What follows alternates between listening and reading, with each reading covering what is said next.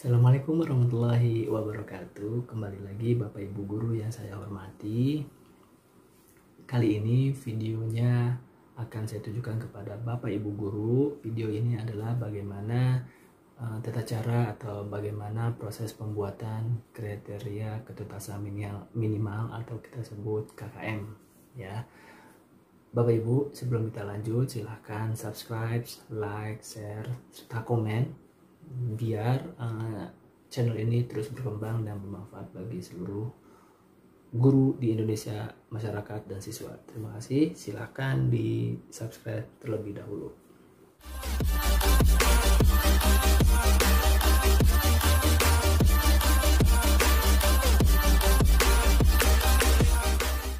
Baik Bapak Ibu, terima kasih sudah mensubscribe channel ini.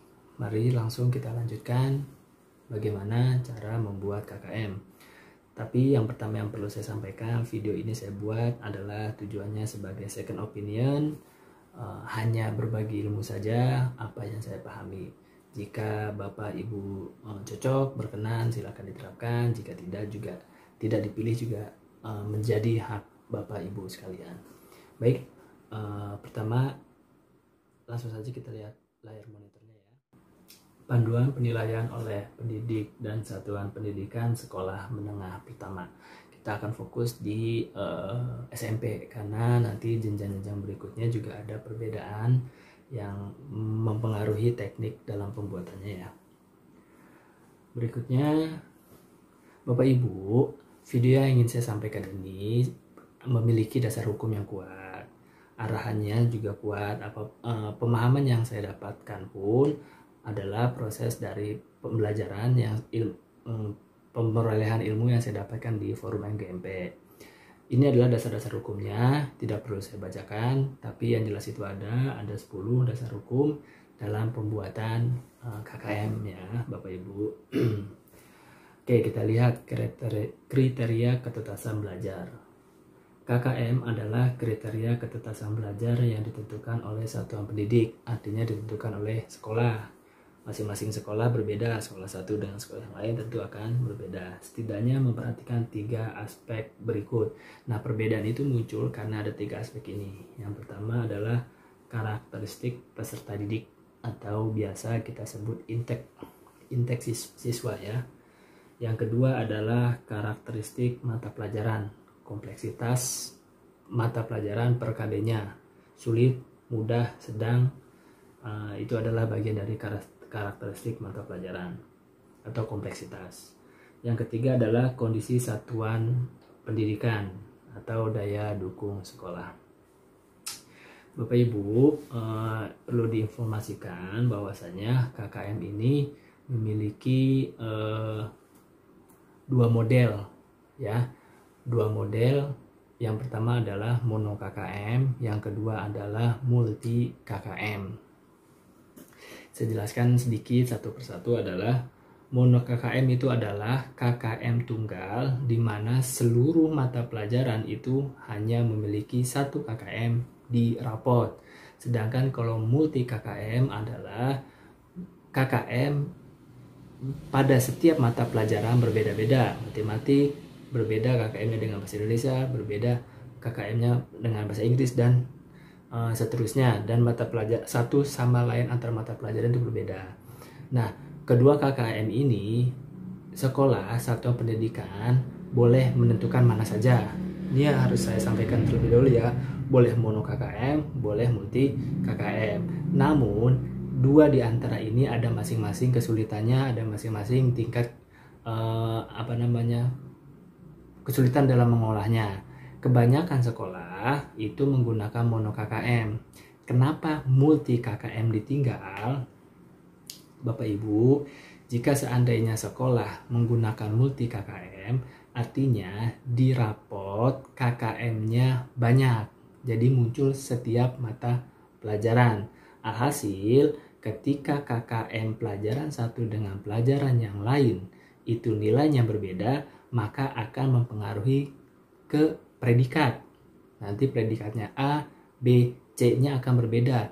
Mata pelajaran predikatnya A belum tentu sama dengan, misalkan begini, matematik nilainya 70, bahasa Indonesia KKM-nya 70. Dengan angka 70 itu predikatnya bisa sama ya, karena nanti dia ada minimalnya. Nanti akan saya jelaskan praktiknya kenapa multi KKM lebih sering tidak dipilih, karena itu akan membedakan, membingungkan masyarakat, membingungkan orang tua. Kok anak saya 70 di sini predikatnya B, tapi yang IPS 70 predikatnya C. Nah, seperti itu ya. Itu adalah kenapa multi KKM lebih cenderung tidak dipilih. Kebanyakan sekolah memilih mono KKM. Namun, walaupun penentuan mono KKM ditentukan oleh satuan pendidikan, proses pemerolehan mono KKM bersumber dari multi KKM. Artinya, setiap mata pelajaran itu harus memunculkan KKM-nya terlebih dahulu. Kalau saya boleh urus seperti ini, dalam proses pembuatan KKM itu Bapak Ibu, ada KKM KD. Jadi nggak langsung KKM mata pelajaran, ada KKM KD. KKM KD nanti isinya berupa ini: karakteristik intake, kompleksitas, dan daya dukung. Setiap KD-nya dikeluarkan dulu. Nah, sudah muncul KKM KD melalui 3 kriteria ini, 3 aspek ini, kan nanti ada banyak KD tuh. Dirata-ratakan itu adalah KKM mata pelajaran. Nah, setiap mata pelajaran sudah muncul nilainya, matematik berapa, bahasa Inggris berapa, bahasa Indonesia berapa, dan seterusnya. Lalu ditentukanlah mono KKM, KKM tunggal satuan pendidikan. Penentuan KKM tunggal ini bisa dilakukan melalui 3 cara. Yang pertama, ditentukan berdasarkan nilai terendah dari multi KKM yang ada tadi. Yang kedua adalah modus atau nilai yang sering muncul dari multi KKM tadi. Yang ketiga adalah rata-rata dari multi KKM yang muncul tadi. Ketiga langkah ini disepakati oleh guru ya dalam musyawarah penentuan KKM. Ini guru harus sepakat. Hanya guru sekolah tersebut yang mengenal karakteristik sekolah tersebut, KKM yang pantas digunakan itu mono KKM dengan kriteria apa? Yang terendah, modus atau nilai yang sering muncul, atau nilai rata-rata. Itu adalah sesingkatnya bagaimana mono KKM itu muncul. Nanti akan kita praktekkan ya Bapak Ibu. Ini adalah contoh kriteria dan skala penilaian penetapan KKM. Kompleksitas di sini adalah yang dimaksud dengan kompleksitas itu expert judgment, artinya Bapak Ibu sebagai guru hanya Bapak Ibu yang mengetahui tingkat kesukaran materi tersebut ya. Jadi kita tidak bisa menilai teman sejawat kita bahwa oh enggak nih pelajaran ini gampang kok, menurut saya nggak boleh begitu, karena sukar atau mudahnya itu adalah tergantung pemahaman expert judgment, pemahaman si guru yang mengajar bidang studi tersebut. Nah, ada sedikit yang sering mengecoh Bapak Ibu, dimana kalau kompleksitas ini terbalik dengan daya dukung dan intake peserta didik ya. Maksudnya terbalik begini Bapak Ibu. Jika kompleksitasnya tinggi, maka nilainya rendah. Maksudnya apa? Jika materinya sulit dipahami, maka munculkan angka terendahnya. Ya. Jika materinya sulit dipahami oleh anak ya, maka munculkan nilai terendahnya. Jika materinya sedang, nggak terlalu sulit, nggak terlalu mudah bagi anak, maka 65-79. Ini yang terendahnya 65 ya. Dan jika materi itu sangat mudah dipahami anak, maka kasih nilai setinggi-tingginya, antara 80 sampai 100 ya. Logika ini berbeda dengan daya dukung dan intake siswa. Maksudnya apa? Kita perhatikan. Jika daya dukungnya tinggi artinya fasilitas lengkap, linearitas guru linier, sejalan, sarjananya guru dengan mata pelajaran yang diampu sejalan, pengalaman mengajar guru cukup lama. Nanti saya akan jelaskan, kita akan latih Bagaimana membuat daya dukung? Jika semua itu terpenuhi dengan lengkap, maka daya dukung sekolah itu tinggi, nilainya 80 sampai 100. Sedang 65 sampai 79. Rendah kurang dari 65. Termasuk di sini daya dukung sekolah adalah nilai akreditasi sekolah. Nanti ada beberapa poin. Jadi Bapak Ibu, dalam penentuan kompleksitas, sekali lagi itu ditentukan oleh guru, hanya guru yang tahu. Daya dukung itu juga nggak bisa nembak Bapak Ibu. Nanti daya dukung sekolah akan berbeda satu guru dengan guru yang lain. Perhatikan nih, saya garis bawahi, akan berbeda dari satu mata pelajaran ke mata pelajaran lain. Ini akan berbeda walaupun sekolahnya sama. Nah, ini hati-hati ya. Satu sekolah SMPA ada 14 guru, 14 mata pelajaran. Walaupun itu tetap satu SMP-nya satu, tapi ke 14 mata pelajaran itu ada kemungkinan daya dukungnya berbeda. Kenapa? Karena di setiap guru pengalamannya berbeda. Nanti ada perhitungan 10 tahun dia mengajar nilainya berapa, 15 tahun dia mengajar nilainya berapa. Yang kedua, nanti ada linearitas guru. Enggak semua guru itu mungkin di sekolah itu ya pendidikannya linear. Nah, makanya daya dukung ini perlu diperhatikan, dari guru dan guru lain itu ada potensi berbeda nilainya. Intake peserta didik yang berikutnya, yang ketiga, intake peserta didik ini Bapak Ibu diperoleh dari untuk siswa kelas 7, artinya dia sekolah bermusyawarah mengambil keputusan apa yang ingin diambil. Ada dua. Yang pertama adalah nilai rata-rata rapot atau nilai rata-rata per mata pelajaran. Saya ulangi sekali lagi ya. Nilai rata-rata rapot atau nilai per mata pelajaran untuk siswa kelas 7 nih ya. Misalkan, wah terlalu kompleks, gini aja, seluruh siswa kelas 7A sampai kelas 7H misalkan, waktu SD-nya nilai rapotnya rata-ratanya berapa. Kalau Bapak Ibu di sekolah bersepakat mengambil nilai rata-rata, itu sah.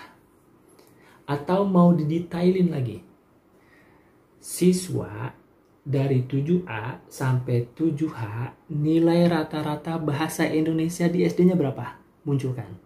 Nilai rata-rata matematik di SD-nya berapa? Munculkan. Nilai rata-rata IPS di SD-nya berapa? Munculkan. Seperti itu.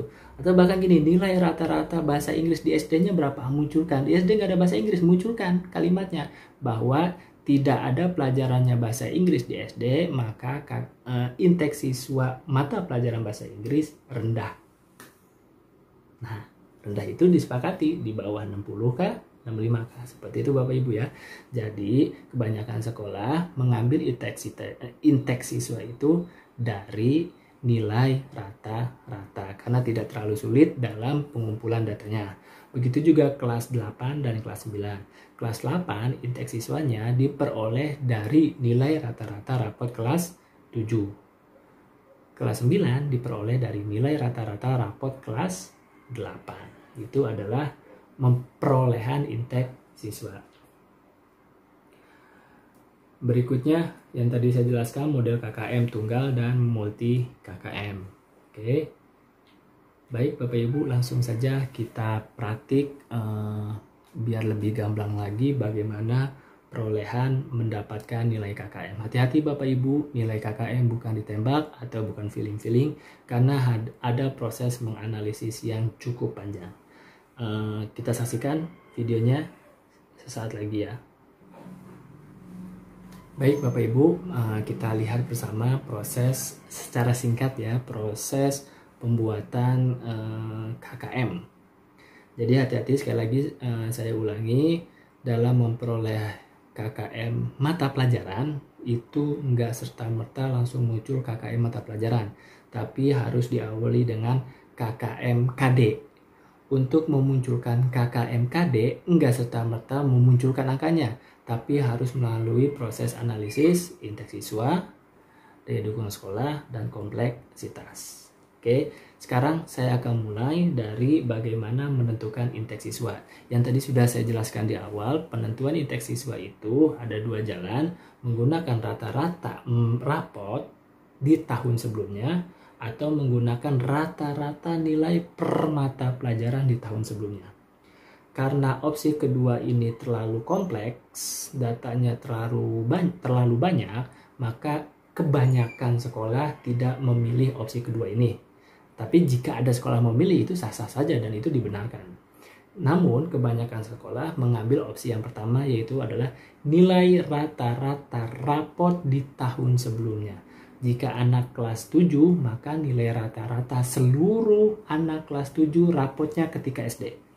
Saya ulangi, seluruh anak kelas 7 ketika SD. 7-nya 7A sampai 7H. Maka di total dulu 7A, 7H rata-ratanya rapotnya berapa? Semua jumlah siswa kelas 7. Begitu juga kelas 8. Begitu juga kelas 9. Jadi rata-rata rapot siswa kelas 8 itu menjadi indeks siswa kelas 9. Nah, hati-hati ya. Saya ulangin.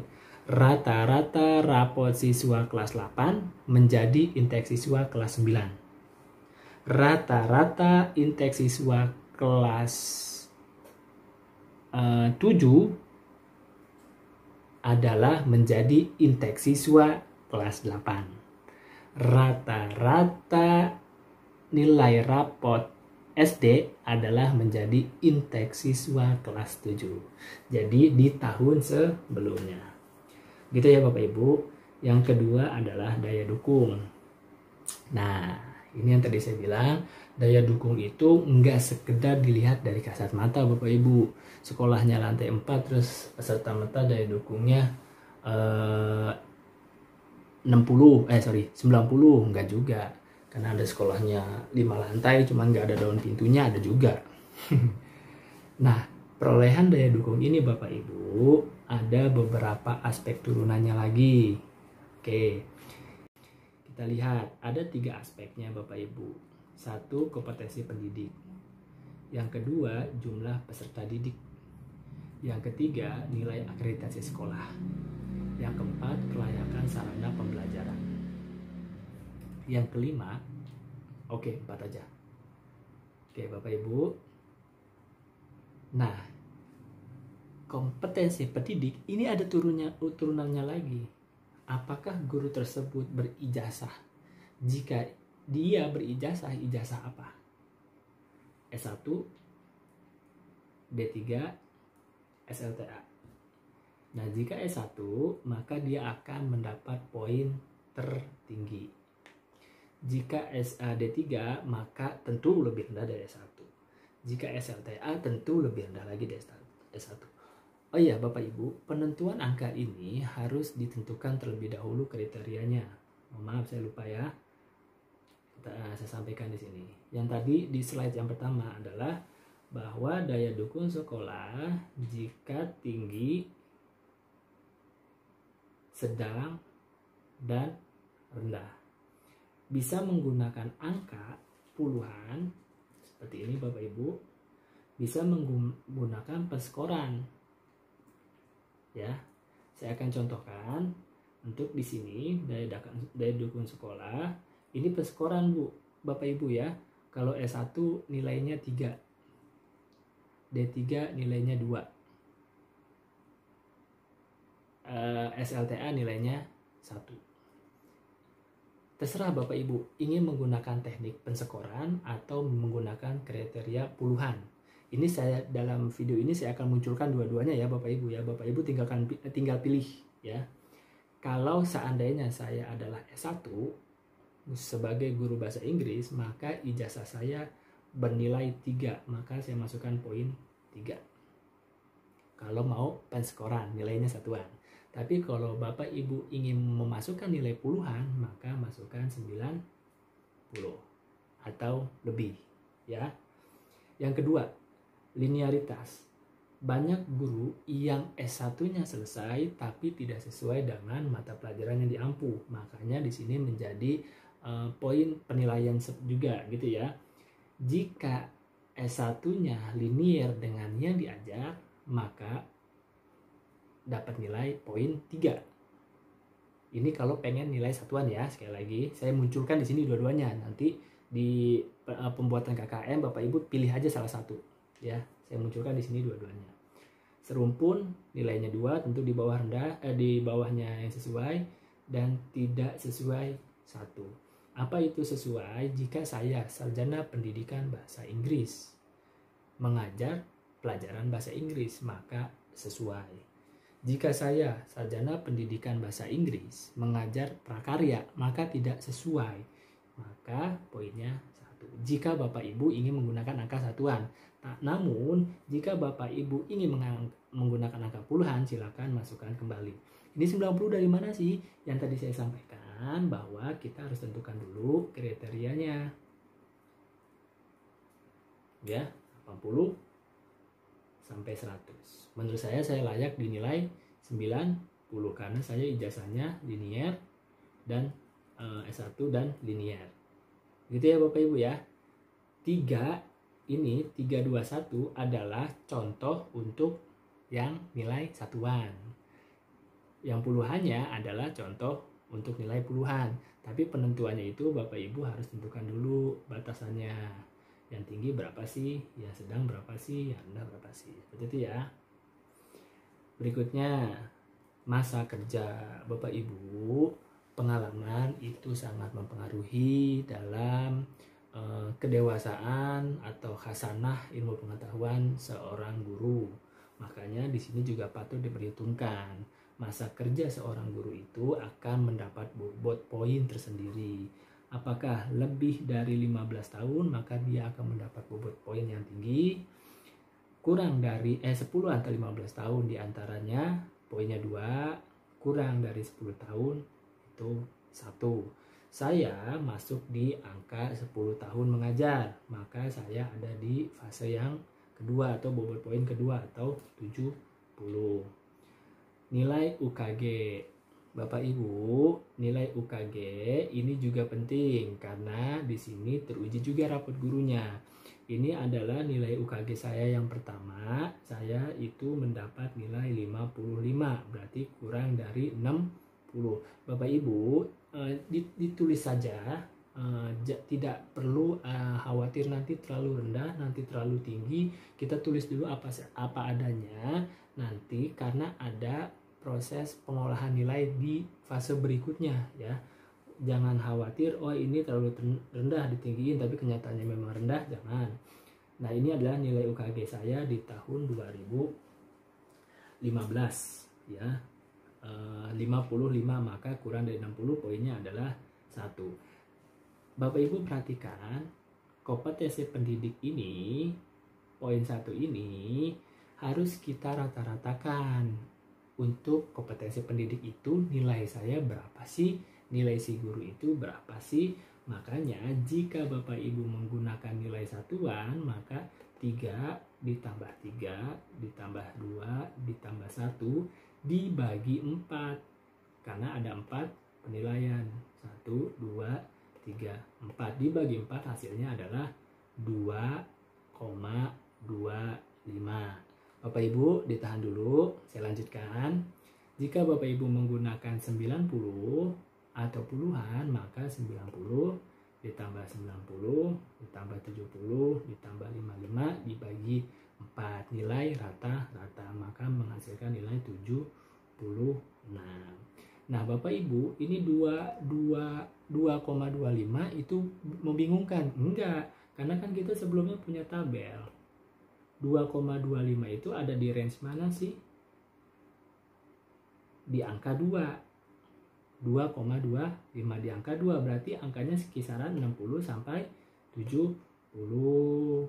Nah, 2,25 itu ada di angka 2. Maka kriteria yang saya peroleh 2,25 ini adalah di range 2. Tetapkan sampai sini dulu, nanti ini adalah hasil yang total akhirnya Bapak Ibu ya. Oke, kita lanjut dulu. Jumlah peserta didik.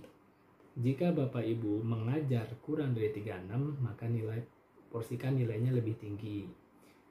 36 sampai 50, sedang lebih dari 40, satu, maka karena ini tidak akan kondusif dalam pembelajaran terlalu banyak. Seperti itu ya. Kalau ingin menggunakan satuan berarti angkanya 2. Kalau ingin menggunakan puluhan berarti jatuh di angka 60. Nilai akreditasi sekolah. Akreditasinya A, B, atau C. Atau juga bisa menggunakan angka. Nilai angka akreditasinya berapa di sekolah itu. 95 kah, 87 kah, dan seterusnya. Bapak Ibu, untuk peserta didik, jumlah peserta didik dan nilai akreditasi sekolah itu tidak dirata-ratakan karena dia berdiri sendiri cuma satu. Kenapa yang nomor poin kompetensi pendidik itu dirata-ratakan? Karena dia bersumber dari ijazah, identitas, hasil kerja, dan nilai UKG. Berikutnya adalah kelayakan pembelajaran. Apakah dalam proses pembelajaran jumlah buku pegangan itu memadai? 1 siswa 1 buku maka poinnya tinggi, 2 siswa 1 buku maka lebih rendah, atau tidak ada buku maka nilainya makin kecil. Jika Bapak Ibu menggunakan nilai satuan, tentukan nilai satuan. Jika Bapak Ibu menggunakan nilai puluhan, tentukan nilai puluhan. Nanti ini pilih Bapak Ibu ya, sekali lagi saya ulangi, ini dipilih salah satu aja, jangan dua-duanya. Media pembelajaran selalu digunakan, kadang-kadang atau tidak pernah. Laboratorium ada digunakan, alat ada di kelas atau tidak ada. Karena ada beberapa sekolah media pembelajarannya tidak ada alatnya. Gurunya pengen pakai proyektor, tapi proyektornya dipakai guru lain. Maka ini masuknya kadang-kadang. Jadi Bapak Ibu dikondisikan. Nah Bapak Ibu, ketika semua ini udah diperoleh, maka kita munculkan rata-ratanya. Kompetensi pendidik rata-ratanya sudah kita munculkan. Jumlah peserta didik sudah kita munculkan. Karena ini cuma satu, jadi langsung kita keluarkan. Sedangkan untuk kelayakan sarana pembelajaran, karena ada 3 penilaian, maka kita rata-ratakan dibagi 3, hasilnya ini. Nah, daya dukung kita peroleh adalah 74 atau pada kriteria kedua itu kisaran 70 sampai 65. Maka kalau di puluhan itu adalah 74. Nah, ini adalah daya dukung yang kita tulis di KKMKD nanti. Bapak Ibu, satu mata pelajaran rumusannya KKM-nya sama, KKM daya dukungnya sama. Ini proses perolehan daya dukung. Jangan sampai begini Bapak Ibu, karena ini mungkin yang belum menyadari gitu loh ya. Bapak Ibu sedang membuat KKM bahasa Inggris KD1. KD1 daya dukungnya 70. KD2 daya dukungnya 85. Nah, itu salah. Kenapa? Karena daya dukung sudah kita olah sedemikian rupa di awal dengan kriteria yang tadi saya jelaskan, maka daya dukung untuk mata pelajaran tersebut seluruh KD-nya sama. Nah, itu catatan. Seluruh KD-nya. KD1 daya dukungnya 74. KD2 daya dukungnya 74, KD3 daya dukungnya 74, dan seterusnya. Yang berbeda apa? Kompleksitas. Ya, bahkan indeks siswa pun sama. Karena tadi perolehan rata-rata nilai di tahun sebelumnya. Maka kalau Bapak Ibu mengajar di kelas 8, maka rata-rata indeks siswanya di kelas 8. Seperti itu. Indeks siswa kalau Bapak Ibu ngajar di kelas 8, maka rata-rata indeks siswa di tahun sebelumnya, rata-rata rapor kelas 7 itu sama. Jangan sampai KD1 indeks siswanya 60, KD2 70 loh. Gak bisa. Itu namanya berubah orang, ganti nilai rata-rata. Jadi yang di KKMKD itu indeks siswa nilainya sama di setiap KD ya, bukan di setiap mata pelajaran. Di setiap KD, daya dukung nilainya sama di setiap KD. Yang berbeda adalah kompleksitas. kompleksitas. Oke, Bapak Ibu, kompleksitas ini adalah penilaian guru masing-masing, penilaian seorang ahli. Nah, kompleksitas ini bisa diperoleh melalui analisis guru tersebut. Analisis guru tersebut. Menurut guru, soal ini materi ini mudah atau sulit. Tapi hati-hati dalam judgement, dalam menilai ini, dalam menduga ini, jangan sampai kita salah duga. Artinya salah duga begini, kita harus membayangkan berdasarkan pengetahuan yang kita miliki sebagai guru, materi ini mudah atau sulit menurut siswa. Hati-hati itu, bukan menurut guru, karena ada sebagian guru menganggap karena gurunya cerdas, jenius, materi ini mudah, padahal ketika disampaikan murid itu sulit. Nah, jadi kita harus hati-hati dalam menentukan sulit, mudah, atau sedangnya materi itu harus lebih berhati-hati. Untuk menjaga kehati-hatian tersebut, ada patokan baku dalam penulisan kompleksitas. Nah, di sini saya tidak akan jelaskan panjang lebar, tapi intinya adalah kompleksitas ini nanti Bapak Ibu melihat dari isi materinya, KIKD-nya, kita lihat kata kerja operasionalnya ada dimasuk bagian mana. Metode ini sangat populer yang diajarkan atau digaungkan yang namanya Bloom taksonomi, ya Bapak Ibu. Saya tidak akan panjang lebar, namun Bloom taksonomi ini digunakan untuk standar bakunya agar kita nggak sekedar main perasaan tapi datanya valid. Jangan nggak sekedar perasaan gampang deh, perasaan mudah nih, tapi datanya tidak valid. Untuk validitas data yang lebih akurat, maka penggunaan taksonomi Bloom ini sangat diperlukan. Misalkan ada KD yang kata kerja operasionalnya berada di prosedural dan tingkat analisis, maka di poin ke-12. Seperti itu Bapak Ibu proses pemerolehan daya dukung. Demikian. Oke, selanjutnya kita akan praktek cara membuat KKM. Baik Bapak Ibu, langsung saja kita lihat perhitungan kriteria ketuntasan minimal SMP Islam Indonesia tahun pelajaran 2017-2018. Ini file ketika saya mengerjakan 2017-2018. Bapak Ibu, kita membuat KKM KD. Oke, saya tidak akan menjelaskan panjang lebar, singkat saja satu contoh untuk seluruh nanti bisa diulangi di KD berikutnya. Bapak Ibu, di sini ada KI, ada KD.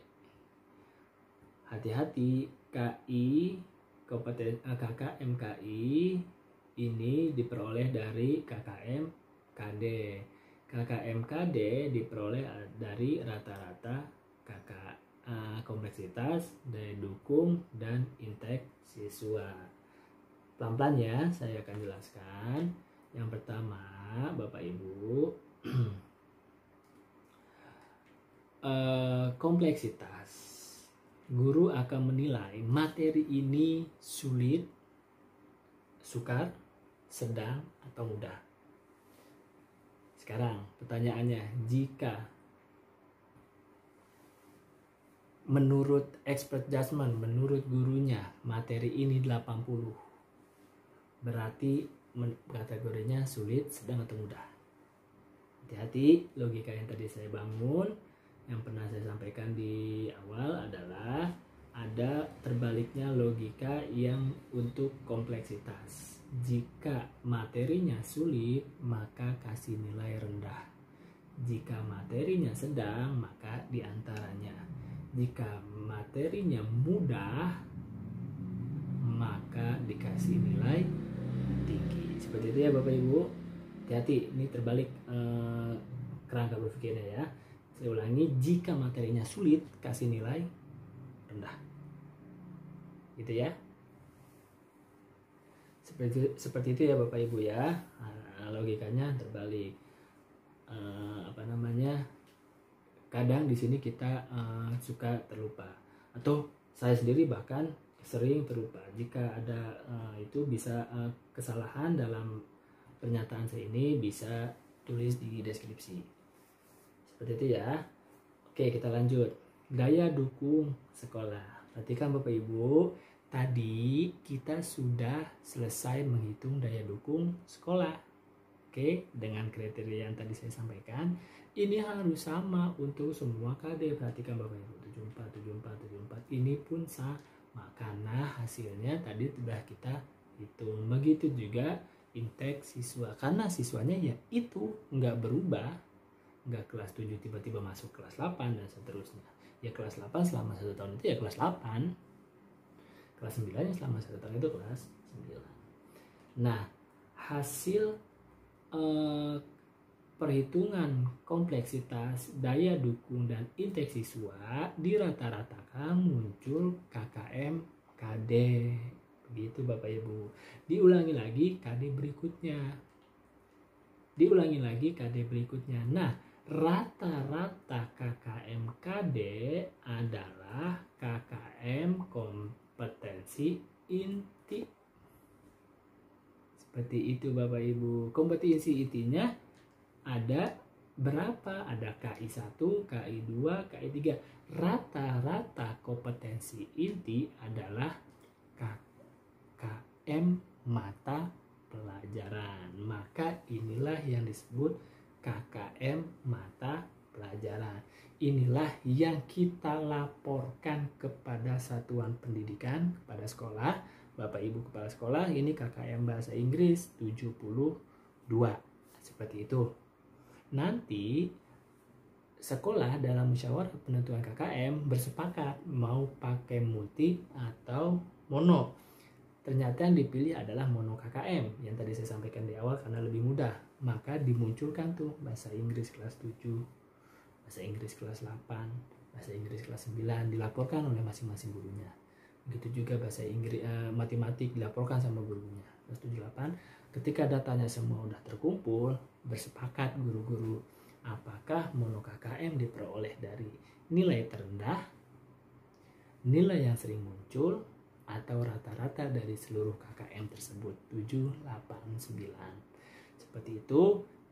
Dengan demikian muncul mono KKM.